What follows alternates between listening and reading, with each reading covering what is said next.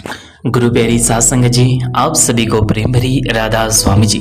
सात संगत जी, आज हम फिर एक सवाल जवाब का नया वीडियो लेकर आए हैं जिसमें कि बहुत ही सुंदर सुंदर सवाल जवाब सुनने को मिलेंगे जी। तो चलिए हम चलते हैं आगे। सात संगत जी, डेरा ब्यास में हुए सवाल जवाब में सबसे पहले एक लड़के ने बाबा जी महाराज जी से बहुत ही सुंदर प्रश्न किया, जिसे सुनकर बाबा जी महाराज जी भी मुस्कुराने लगे।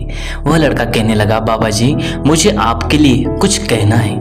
तो बाबा जी महाराज जी ने कहा, ठीक है। तो लड़का कहने लगा, कितना प्यारा तुझे रब ने बनाया, जी करे देखता रहूं। तो ये सुनकर बाबा जी महाराज जी मुस्कुरा पड़े। फिर लड़का कहने लगा, बाबा जी किसी को यदि हम प्यार करते हैं तो क्या उसको बार बार देखना अच्छा होता है? तो बाबा जी ने समझाया कि बेटा हमें तो अंदर से जुड़ना है और हम बाहरी दर्शनों को ही सब कुछ मान बैठे हैं। अंदर से मालिक के दर्शन, उसका दीदार करेंगे तो बहुत अच्छी बात है, बाहर से नहीं। एक बहन अगला प्रश्न पूछने लगी, बाबा जी मेरे शरीर पर मुझे बहुत ज़्यादा कष्ट आते रहते हैं, कुछ ना कुछ तकलीफें लगी ही रहती है, कभी भी मैं सुखी नहीं रहती। तो बाबा जी महाराज जी ने समझाया, बेटा जब तक हम इस शरीर के दायरे में होंगे तब तक हमें कष्ट आते ही रहेंगे। यहाँ इस संसार में एक भी इंसान ऐसा नहीं जिसके शरीर पर कोई कष्ट ना आया हो। किसी को कम कष्ट आते हैं तो किसी को ज़्यादा। सब कुछ कर्मों का खेल है। हमें तो मालिक पर भरोसा रखना है और मालिक के बहाने में रहकर उसकी रजा में रहना है और उसी में हमें खुश रहना है। सत्संग जी, अगला प्रश्न एक भाई ने बाबा जी महाराज जी से पूछा, बाबा जी कमाई वाले सत्संगी को आखिरी दिनों में क्या ज़्यादा दुख क्यों आते हैं? तो बाबा जी ने समझाया, बेटा मालिक जो करता है हमारे अच्छे के लिए ही करता है। मालिक दुख दे कर हमारे कर्म खत्म करता है। हमें किसी तरह की परखों में नहीं पड़ना। हमारा काम है भजन सिमरन करना। मालिक का काम है हमारे कर्मों का हिसाब करना। हमें तो मालिक के बहाने में रहना है। फिर अगला प्रश्न एक लड़के ने बाबा जी से पूछा, बाबा जी मुक्ति कैसे मिलती है? क्या मरने के बाद हमें मुक्ति मिलती है या जीते जी हमें मुक्ति मिल सकती है? तो बाबा जी महाराज जी ने समझाया, बेटा जो कुछ होगा वो जीते जी ही होगा, मरने के बाद कुछ नहीं होगा। जीते जी मालिक से रिश्ता ना जोड़ा तो कुछ भी हासिल नहीं होने वाला। इसलिए जीते जी मालिक के साथ रिश्ता जोड़ना है। सत्संग जी, अगला प्रश्न एक बहन ने बाबा जी महाराज जी से पूछा, बाबा जी आपकी जितनी भी संगत है तो क्या आप सभी को सचखंड ले जाएंगे? तो बाबा जी ने हंसते हुए कहा, बेटा सभी सचखंड पहुंच जाएंगे तो मेरा सत्संग कौन सुनेगा यहाँ? ये सुनकर वहां बैठी संगत जोर जोर से हंसने लगी और बाबा जी भी मुस्कुराने लगे। फिर एक भाई बड़ा ही ज्यादा परेशान हो रहा था और वो रोते हुए बाबा जी महाराज जी से पूछने लगा कि बाबा जी मेरी पत्नी 2-2.5 साल से बीमार है, वह बिस्तर पड़ी है और ना वो खाना खाती है ना ही किसी से कोई बात करती है। तो बाबा जी महाराज जी ने समझाया, बेटा ये सब कुछ जो हमारे जीवन में हो रहा है वह सब हमारे अपने कर्मों का हिसाब किताब है। हमारे अच्छे कर्मों का और बुरे कर्मों का यही हमें देखने को मिलता है। कर्मों का हिसाब तो हमें देना ही पड़ेगा बेटा, इससे कोई बच नहीं सकता। आप ज़्यादा घबराएं नहीं, जैसा डॉक्टर कहते जाए वैसा आप करते जाए और बाकी सब कुछ उस परमपिता परमात्मा पर छोड़ दे। फिर एक भाई रोते हुए बाबा जी महाराज जी से कहने लगा, बाबा जी क्या मेरे कर्म इतने भारी हैं जो मुझे नामदान तक नहीं मिला? तो बाबा जी ने समझाया कि बेटा नामदान तो हमें उस मालिक की दया और मेहर से मिलता है।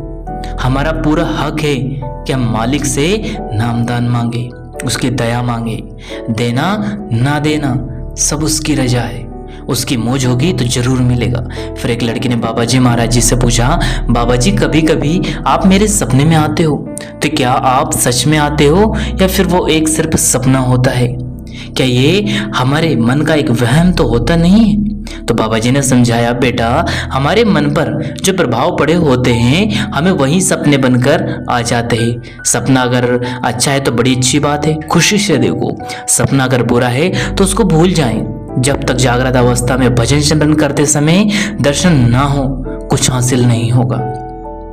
इसलिए सपनों को सपना समझकर भूल जाएं। फिर एक लड़की बाबा जी महाराज जी से पूछने लगी, बाबा जी मेरे मायके वाले सत्संगी है और जहाँ मेरी शादी हुई है वे लोग गैर सत्संगी है, तो आपने उन्हें भी बड़ी अच्छी तरह समझाया। तो बाबा जी ने समझाते हुए कहा, बेटा ये सत्संगी और गैर सत्संगी होते क्या हैं, हमें परखों में नहीं पड़ना।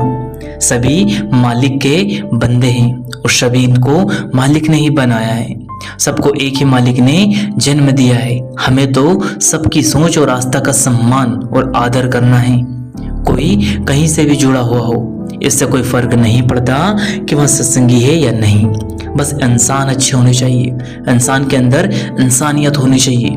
सत्संग जी, एक बहन ने बाबा जी महाराज जी से कहा, बाबा जी लगभग 9 से 10 साल पहले मेरे बेटे की किडनी खराब हो गई थी और आज 10 साल के बाद फिर से उसको दिक्कत होने लगी और डॉक्टर कह रहे हैं कि दोबारा किडनी बदलनी पड़ेगी। इस वजह से मैं भजन सिमरन पर भी नहीं बैठ पाती हूँ। हर समय उसकी फिक्र रहती है, कहीं भी ध्यान नहीं लगता।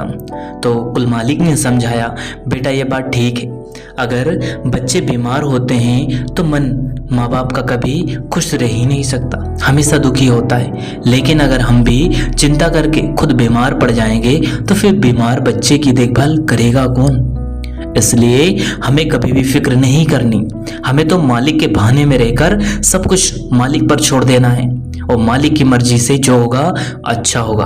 बस मालिक पर भरोसा रखे, विश्वास रखे, मालिक सब ठीक करेगा। सत्संग जी, अगला प्रश्न एक लड़की ने बाबा जी महाराज जी से पूछा। वह कहने लगी, मेरे पापा और मम्मी को सत्संग पर नहीं जाने देते, उन्होंने ऐसा कौन सा कर्म किया है? तो बाबा जी ने समझाया, बेटा आदमी पर जिम्मेदारी ज्यादा होती है, आदमी ने घर चलाना होता है, इसलिए आदमियों को ज्यादा ध्यान कमाई की तरफ होता है। जब आपके पिताश्री समझ जाएंगे वो आपकी माताजी को नहीं रोकेंगे। आप बिल्कुल ना घबराएं, परेशान ना हो। सत्संग जी, अगला प्रश्न एक भाई ने बाबा जी महाराज जी से पूछा। उसने कहा, बाबा जी मेरे दोस्त मुझसे पूछते हैं कि राधा स्वामी का क्या मतलब होता है? तो बाबा जी ने समझाया, बेटा राधा का मतलब है आत्मा और स्वामी का मतलब है परमपिता परमात्मा। लेकिन हमें कभी भी परमार्थ और राजनीति पर किसी से कोई बहस करनी ही नहीं है। फिर अगला प्रश्न एक लड़की ने बाबा जी महाराज जी से पूछा। उसने कहा, बाबा जी आप हंसते हुए बहुत ही प्यारे लगते हो। तो बाबा जी ने मुस्कुराते हुए कहा, मतलब जब मैं गुस्से में होता हूँ तो अच्छा नहीं लगता हूँ? सत्संग जी, तो यह सुनकर सारी संगत हंसने लगी। फिर एक लड़की ने कहा, बाबा जी मैं कंप्यूटर साइंस की पढ़ाई कर रही हूँ, मुझे आगे कौन सा रास्ता चुनना चाहिए, मुझे समझ नहीं आ रही, प्राइवेट सेक्टर में जाऊं या गवर्नमेंट सेक्टर में जाऊं? तो बाबा जी ने हंसते हुए कहा कि दोनों को पर्चे पर लिखकर पत्थर मारो, जहां निशाना लगे उसी को चुन लेना। यह सुनकर सारी संगत जोर जोर से हंसने लगी। आगे बाबा जी महाराज जी ने लड़की को समझाया कि बेटा किसी भी सेक्टर में जाओ, हमें तो बस मेहनत पर ध्यान देना है, मेहनत नहीं छोड़नी है और मालिक के बहाने में रहना है। सत्संग जी, अगला प्रश्न एक भाई ने बाबा जी महाराज जी से पूछा कि बाबा जी सच बोलने वाला हमेशा परेशान व तकलीफ में क्यों होता है? तो बाबा जी ने समझाया कि बेटा सच बोलना और सच को सहना बहुत ही मुश्किल काम होता है।